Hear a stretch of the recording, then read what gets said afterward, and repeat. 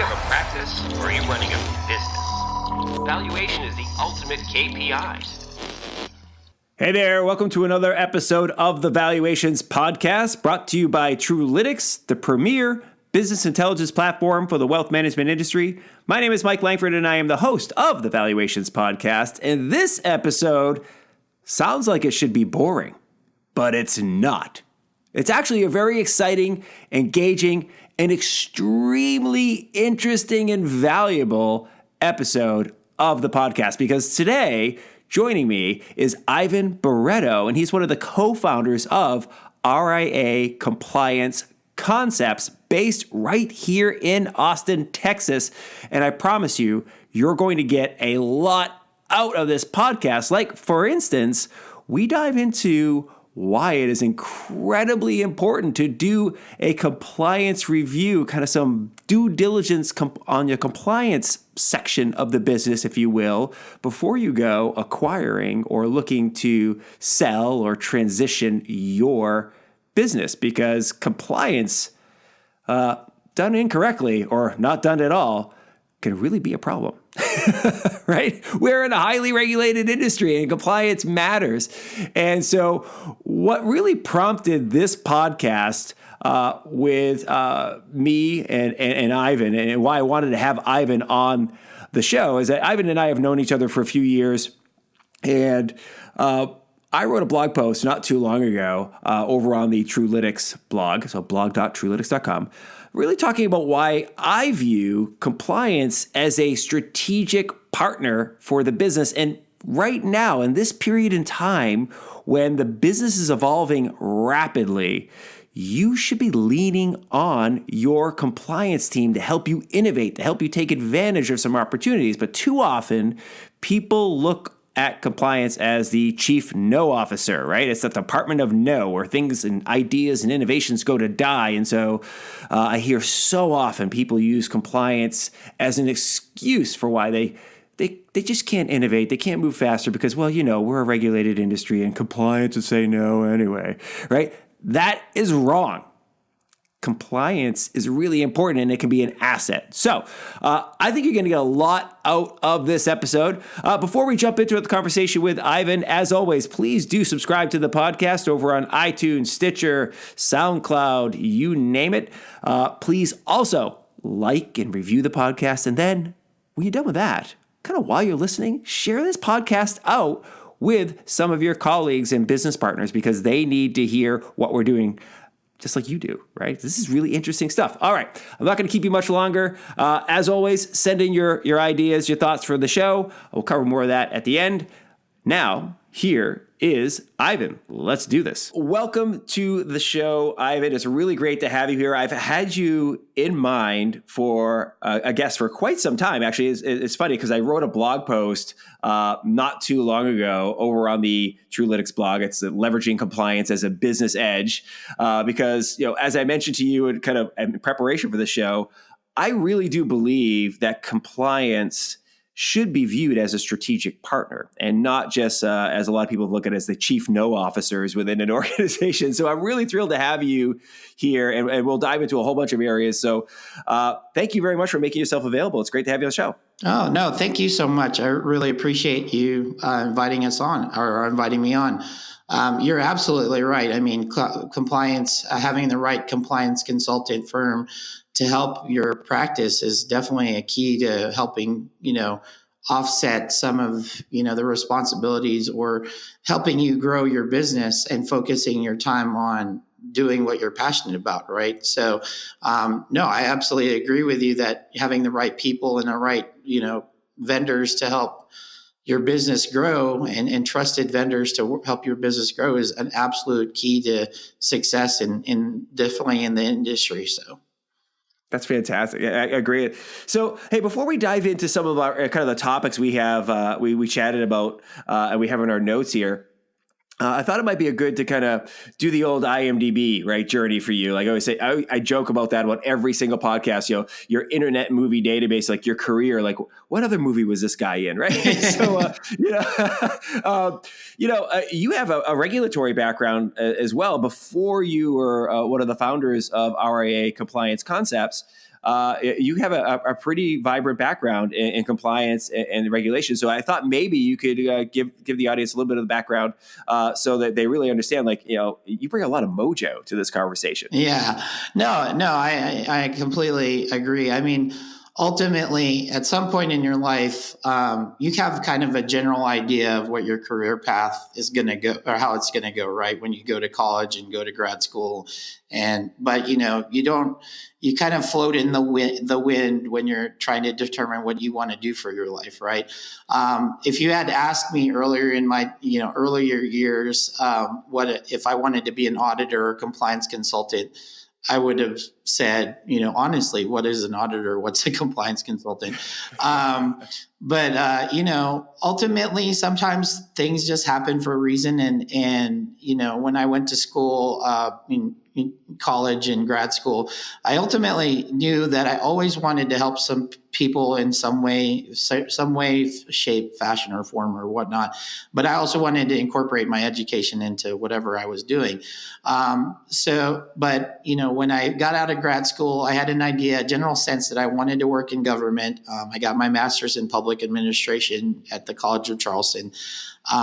And I decided, I wanted to move back home, back to Texas. So I moved to Austin, obviously the state capital, best place to find a government job. And I came across this, the Texas State Securities Board, and started my career as a financial examiner.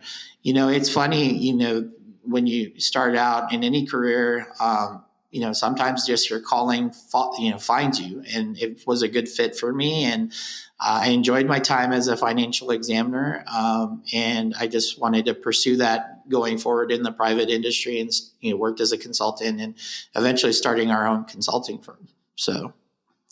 That's really exciting. It's interesting to me when somebody has been inside government and then they go outside. I always think of the the former district attorney that goes into private practice, right, and now is the defender. Yeah, exactly.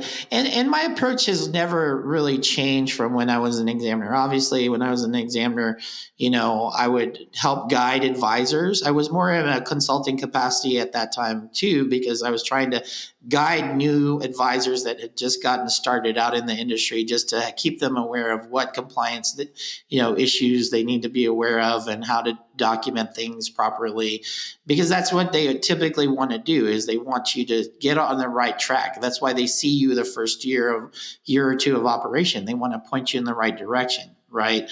And that's typically how it, 97% of my time at the state was acting in a guidance and, consultant capacity as an examiner. Obviously, I do have the enforcement of rules behind me. So, I can let them know, hey, you're not compliant because of the statute or whatever. But, and it just translated well into the consulting, my consulting positions, and helping in the same role, but not in the private sector. So, you hit upon something that's pretty interesting there, I think, is that very often, and I alluded to this in the intro, right, that a lot of people look at the compliance officer as the chief no officer, somebody who just says no and tells you all the things you can't do. And it breeds this adversarial mindset, right? That, I'm in the business. You're the person who's going to try to stop me from doing business. I hate you. Yeah. Type of thing. And I think sometimes, and I see this very frequently, that people view regulators as the same way. But when you stop and think about what are the regulators' job, right? The regulator's job is to protect the consumer, right? The financial consumer. In the case of on the investment side, it is the investor, right? So make sure that investors aren't getting defrauded and hoodwinked, if you will. And also that regulator's job is to make sure we have a vibrant and trustworthy market, right? So the reality is all of our businesses depend on the financial consumer trusting us with their money. And if that trust breaks down, as you've seen in the past, right? The RIAs, the SEC was born out of the Great Depression, right? Yeah. People looked and said, oh, we can't trust these banks. We can't trust these people with our money anymore. And everybody said, you know what? Maybe we need to make sure that we're trustworthy. So there's why the regulators are there. So they are our partners, but even more so within the organization, whoever you're using for compliance, whether that's an internal compliance professional or external compliance professionals like yourselves, that person's there to help you succeed. And that kind of leads into, the next topic I had for is that, why should advisors and broker dealers explore using an external compliance firm like RIA Compliance Concepts? Because in the blog post that I mentioned at the outset, I looked at like many of the firms that we've worked with over the years, and they absolutely could use help, right? Because more often than not, there was solo a compliance professional inside the organization of like 80 people. Sometimes there's only one compliance person. That person's overwhelmed. They can't think strategically. Some of these individual advisors are doing the DIY approach, right? They're just, I'm going to be my own compliance officer and wing it, right? Mm-hmm. Maybe you can kind of shine some light on like, what are the values that you bring and your firm brings as an outside consultant to an operation? Yeah, I mean, ultimately, bringing an outside person, a fresh set of eyes to look at, your compliance program is always a plus, right? With that being said, having someone at least on the standby to answer any questions that you may have, that when you come across something that you're not too sure of regarding the rules and regulations, to have someone on the side that knows what those are or can give you the right answers is always a plus. Because what you're going to find in compliance is there's some things that are black and white, right? But there's always going to be a gray area on certain things. And you're absolutely right. I mean, the industry, depending on who you work for, there are some very conservative firms out there that won't let you do certain things that are being done in the industry. I mean, I've come across clients that have worked with broker-dealer firms and RIA firms that won't let them do financial planning. Just won't let them do it because they don't, number one, they're very conservative and they don't want to, take on the added compliant or, adjustment to their compliance program to advise, supervise that activity. But at the same token, there's kind of like you said, some of these advisors that work at some firms that are very conservative, they're beaten down on things that they think they can't do. And it's not necessarily true. I mean, you can do pretty much anything you really want to, as long as you have it addressed in your compliance program, right? And you have a supervision built in to supervise that type of business activity for the firm. You can do it, but you just have to put that in place for you to do it. But yeah, you're right. I mean, that's part of the stigma of sometimes working with a bigger firm that, may have a more conservative approach. And we come across that all the time. We get those questions. My previous firm wouldn't let me, do financial consulting or planning. And can I do that? And absolutely, you can. As long as you have it addressed in your compliance program, you can definitely do it. I think it's so important that you mention that because, again, it gets back to that the mindset of like, I can't do this because of compliance. And the reality is, well, no, there's lots of stuff you can do, but it does require some compliance coordination, if you want to call it that, right? And some oversight, whether it is financial planning or social media usage.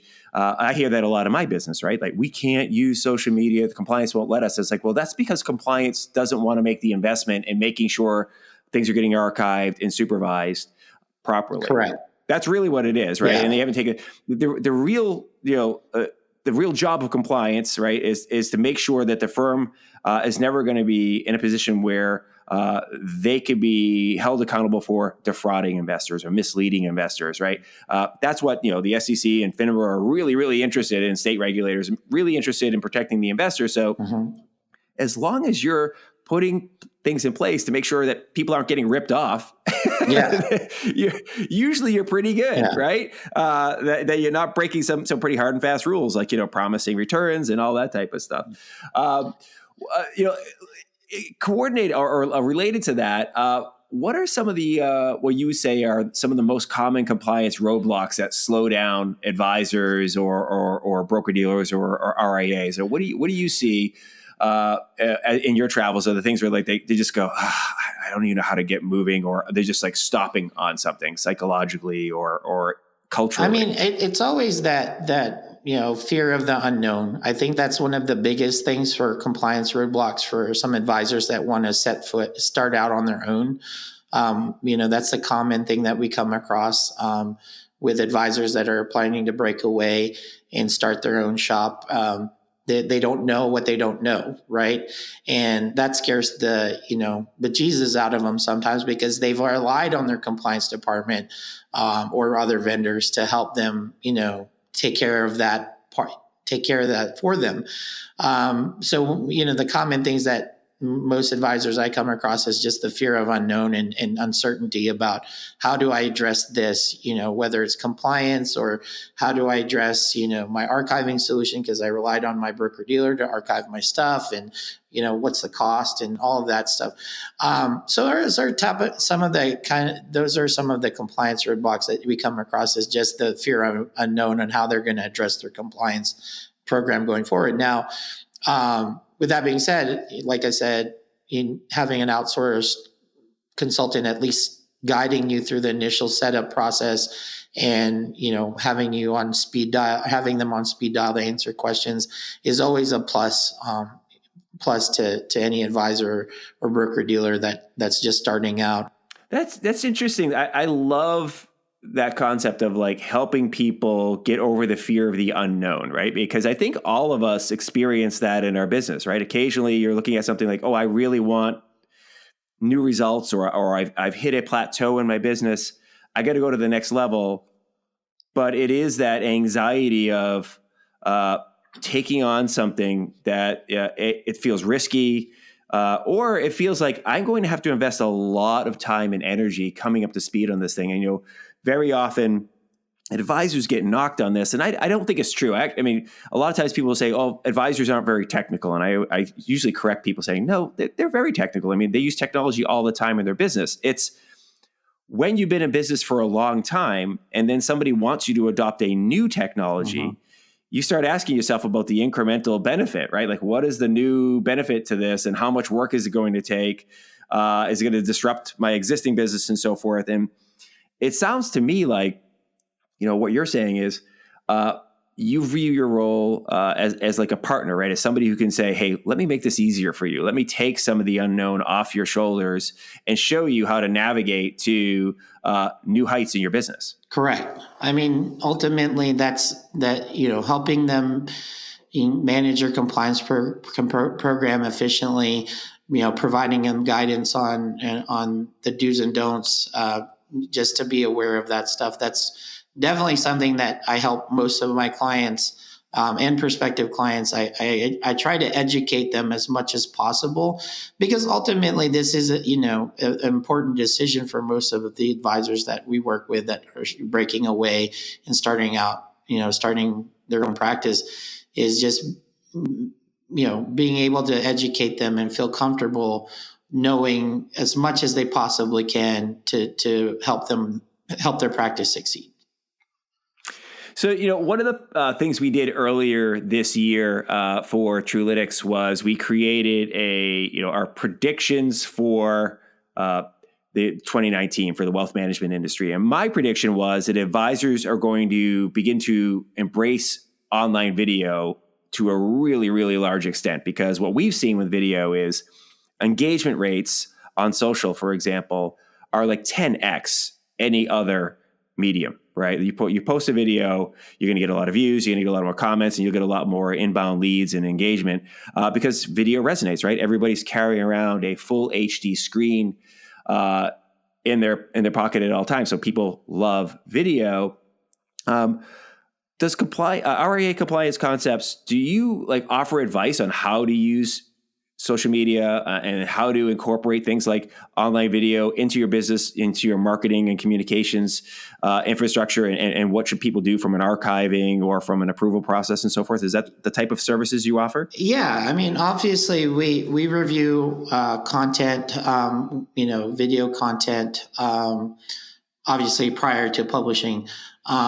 We work with our clients just to review the transcripts, make sure they're not making any misleading statements, promissory statements, all of that stuff. So yes, absolutely. We help, review any kind of video marketing that a client may pursue to help them grow their business, to help them make sure that they have the proper disclosures in place and they're archiving it correctly, have a system to archive this for their advertising and marketing folder. Because the reality is that when an auditor comes in and audits you, that's one of the things that they ask for. They ask for, what have you done for advertising, marketing purposes? And now they made the change last year where if you're an RIA, SEC or state registered RIA, you have to list your, not only your website, but also your social media channels you use to market for the business in your, Part 1A disclosure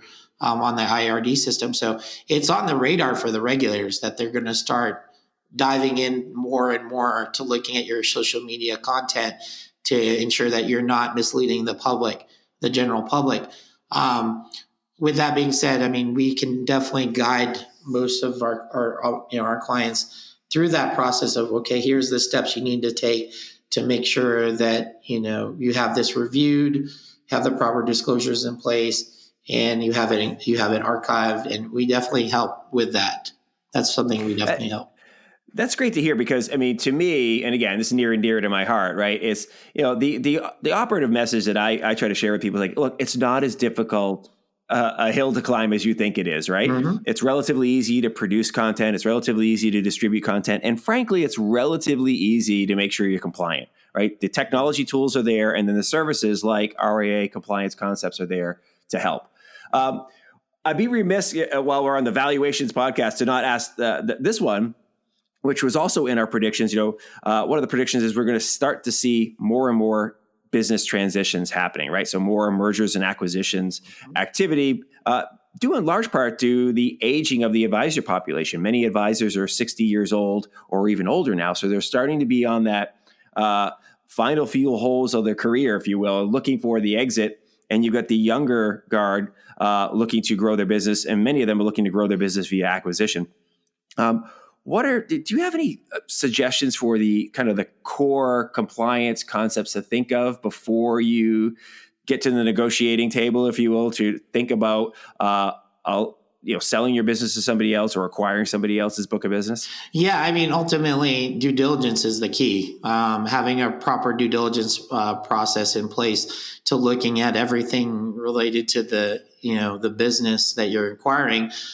It's very crucial to know the ins and outs of the firm that you're potentially going to acquire, especially from a compliance perspective, because I've seen in my career some clients that buy a book that is basically they haven't done their due diligence, proper due diligence in place, and they purchased a firm that had some pending regulatory actions on their on their plate. And, ultimately when they purchased the book, they became responsible for those. So you definitely want to look at, as part of your due diligence process is ask the right questions, do your own background checks on FINRA, broker check, FINRA's broker check and IAPD or Investment Advisor Public Disclosure website on not only the firm, but also the individuals associated with it, right? The investment advisor reps or broker dealer or registered reps that are associated with it, just to see, is there a history of reg actions that are customer complaints or stuff like that. Those are some of the things you want to document to assist you in determining whether to buy that book of business or not. And then also the part that we come across all the time during this transition, you definitely want to have a good, transition phase where you're introducing the new owner that has acquired the business and making sure that transition takes place where the clients get to know the new people that they will be working with. I think that is some of the, I hadn't really thought about that in the depth that you just covered it. And it's so true. It's like when you're acquiring a business, you're acquiring all of the business. You're acquiring the business's reputation, its branding. but you're also acquiring its debts. And those could be debts in the form of financial debts, right? Correct. Like somebody has a loan out on a business, but it also can be regulatory debt, right? Mm-hmm. Or some of the things or frankly, or their lack of compliance debt, right? So we acquire a business and maybe that business has never had regulatory action or on it, but suddenly you acquire it and there's a history of not archiving social or doing some things kind of a little, slippery when it comes to being compliant. Exactly. And then you get the regulatory examination. You could be in trouble, right? You're on the hook for that stuff. You can't just say, well, that happened before I bought this. It's like, no, you own the firm now. Yeah, you're responsible for the firm stuff. So that's really, really smart and insightful perspective there. Yeah, no, I mean, I've seen it go sideways for some clients in the past that they thought they were buying a clean book of business, and turns out they never disclosed, and it turned out to be some awful legal battle mess that the client had to go through with not only the regulators but also the firm that misled them and to thinking that they were buying a clean book of business. And it basically it costs the client a lot of money. Wow.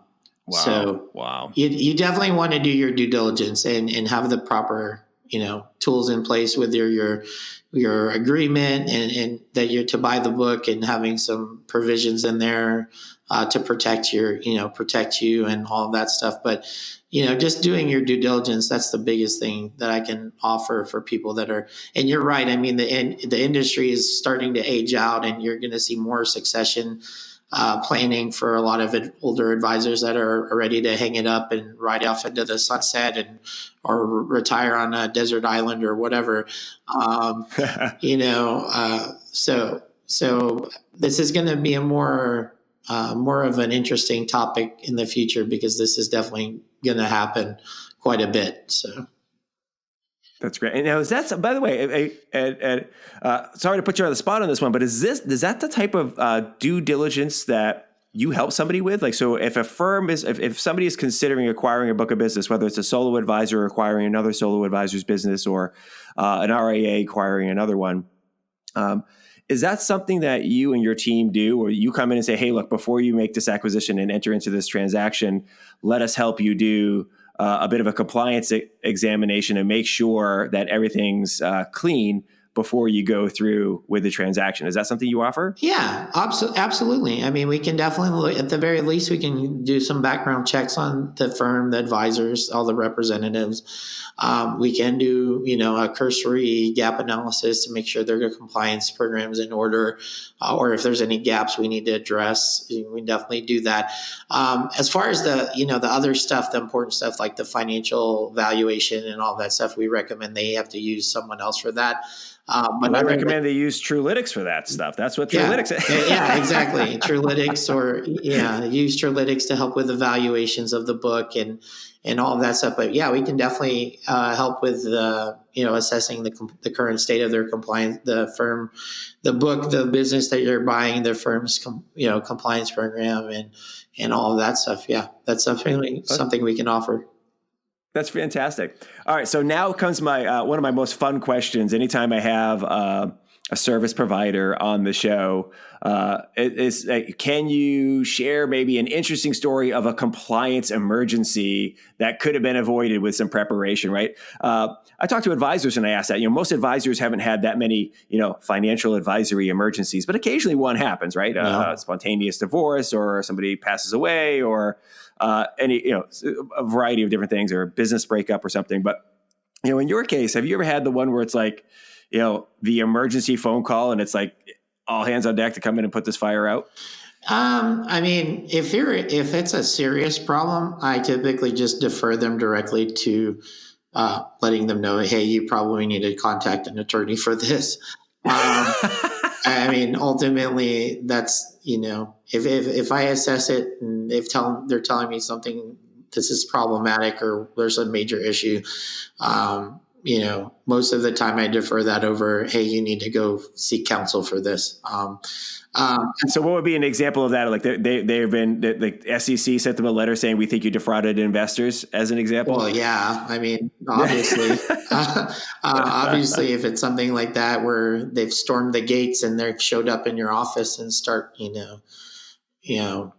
seizing documents and all that stuff, obviously, you're going to want to go get an attorney involved. Most of the time, I can speak of a time when I was a regulator of an interesting topic of, something, a kind of an emergent compliance emergency that could have been avoided had the people done their proper due diligence on an investment, recommendation that they made. In one particular case, they, this former, firm, had they done their due diligence, they would and did a Google search. I'm not talking about an FBI background search, just a Google search on the owner of a company.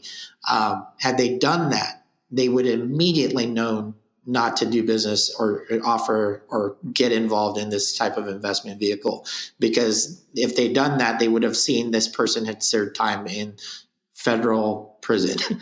And Oh, wow. Just by even Googling someone's name, like that's part of the process for some that we recommend for most our clients, that with some of their vendors that they choose to use, the owners and the company set up Google alerts to let automatically send you information about that person or that vendor, so you can kind of if something traumatic happens, you'll immediately get an email letting you know, hey, ABC company, there's an article about them doing something wrong or whatever, right? That's really smart. But with that being said, had they done just a Google search of this guy, and this isn't that time where, internet's been around forever. Google is a big thing. If they had just done a Google search on the individual themselves, they would have found, hey, this guy's served time in the federal federal system for defrauding and stuff, Anyway, those are some of the things that if they just had the common sense, hey, I'll do my due diligence, let's look at the owners of this firm and search them and look at and see if there's anything that we can find on Google. They could have avoided the heartache and the issues that they came across when the hammer came down on them. So that's a really smart suggestion. It's interesting because I also make the recommendation to advisors and to wealth management firms that are larger, like Google yourself. Yeah, exactly. Go out there and see like what shows up on page 1 of Google, because by the way, that's what prospective clients see, or that's what your existing clients see. And I had a story of one advisor who missed out on a $30 million client because he had a kind of a tough separation with his prior firm. He left a wirehouse. That he went independent to wirehouse, didn't like the wirehouse scenario, left wirehouse, went back independent, and the wirehouse is like, well, you can't take your clients with you, and there's a bit of a battle. Yeah. And so there's just some negative press about it. There was no regulatory action on him. He didn't do anything wrong. Yeah. But when you Googled his name, page 1 of Google is several mentions of this. Yeah. And, the lawsuit by the big firm of the little guy and all this type of stuff. Yeah. And it cost him a $30 million client. It's like, make sure you're aware of that, because there are things you can do to improve on those things that, in the case that you described, you don't do business with those people because they're criminals. Yeah, exactly. Exactly. This is an interesting kind of, as we're kind of on the tail end here, getting ready to wrap it up. But it's funny when I think about your business. I think of your business as being very similar to the way I describe an advisor and their role to the client, right? I always say that advisors are the steady hand at the wheel for their clients' financial lives, because your job is to take some of the emotion out of it, right? And to make sure that there's not a bunch of irrational decisions being made, panic moves. I kind of see you as potentially having the same role for firms that have a solo compliance officer or they're doing the DIY approach. Do you kind of feel that way about it, that you kind of come in and like, I'm a level head, we help you navigate these waters here? Have you any scenarios where like you've kind of chilled clients out? Yeah, absolutely.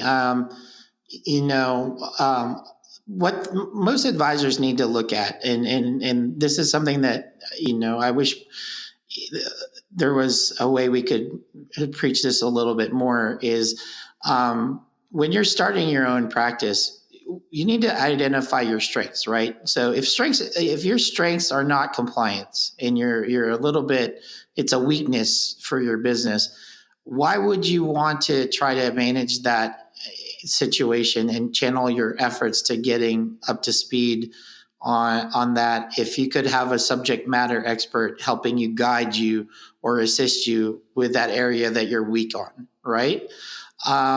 So that's something that I think most advisors need, whether it's compliance or anything else. They need to focus on what they're good at and if and what they're passionate about and what you love. I have a job and our firm has business because we have clients, and I'm going to be quite frank, that don't want to do compliance. They just don't want to do it. They don't want to take the time.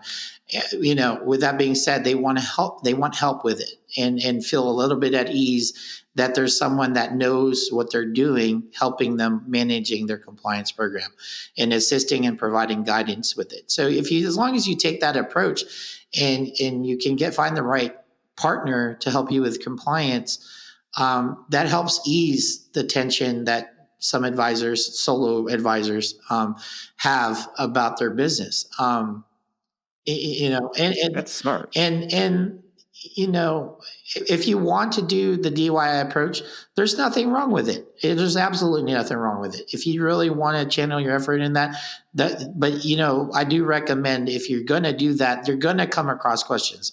I guarantee you that you're going to come across some form of question that you're going to have. It's good to have someone on retainer or on speed dial or that you can trust to answer, talk to you about your questions about compliance. Because like I said earlier in the podcast, there are certain things that are black and white, but there are some gray areas in compliance. It's funny. And that's almost the exact same value proposition that every advisor will preach to a potential client of why would I have somebody else manage my assets? Why would I have somebody else managing my finances? Like, well, your time is probably better spent making money instead of figuring out how to manage the money you've made.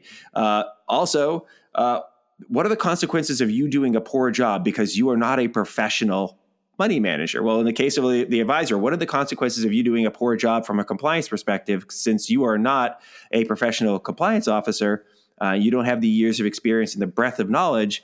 What are the potential pitfalls and so forth? So I thought that's a really smart perspective on it.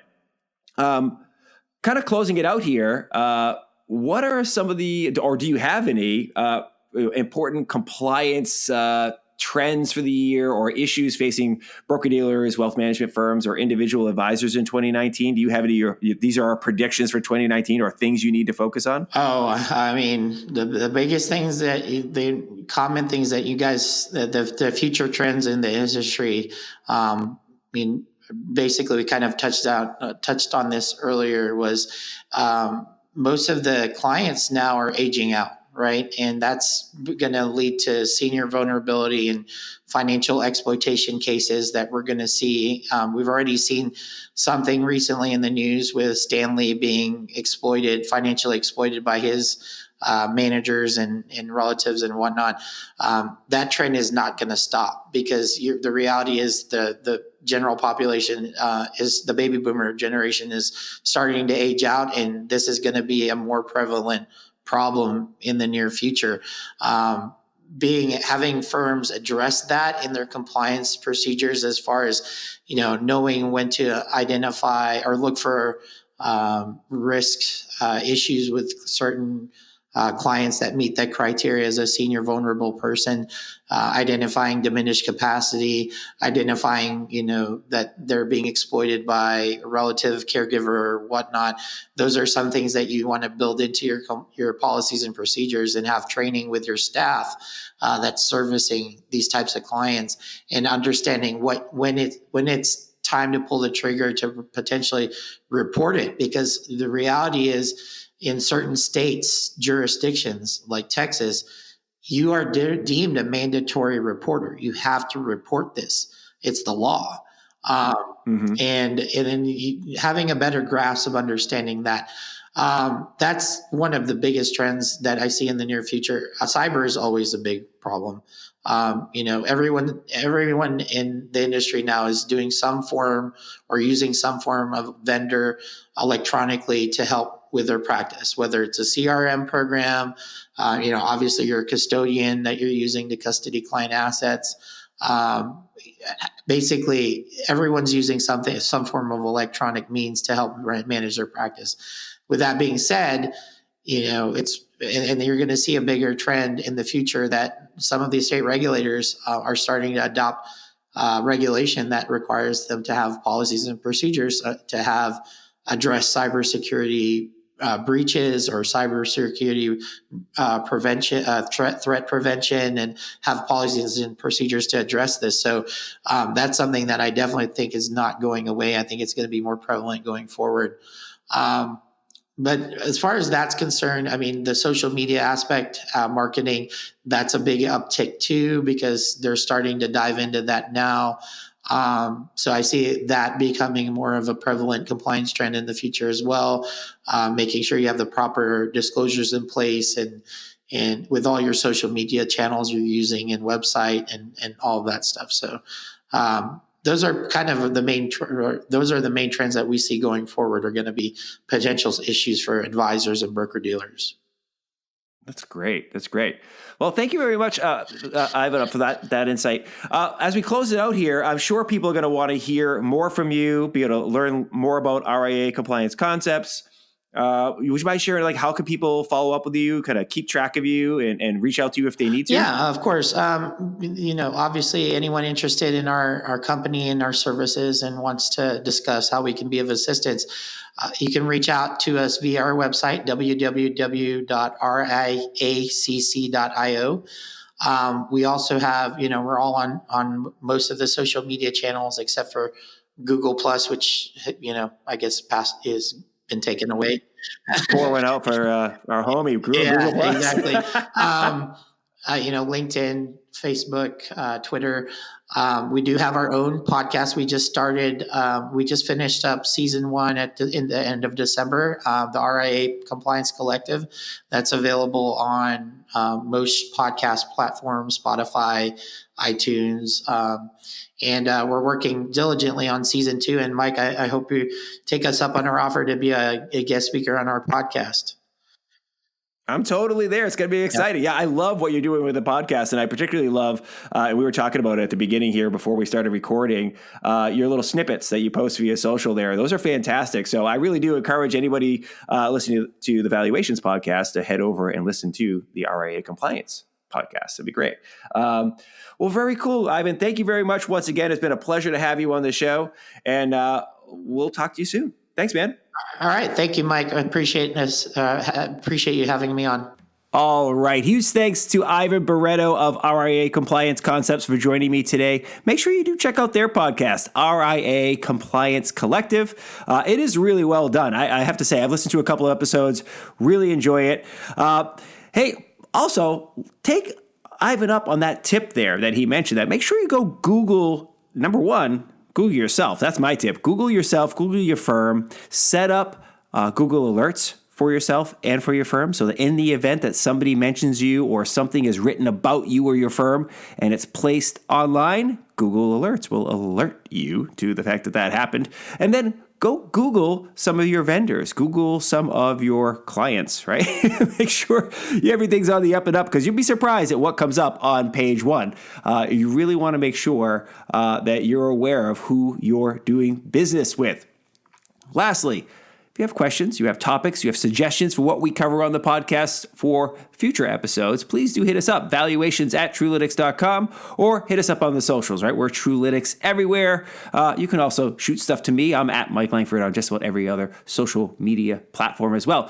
Hope you're having a wonderful day, and we will see you next time on the Valuations Podcast. Have a good one. Bye.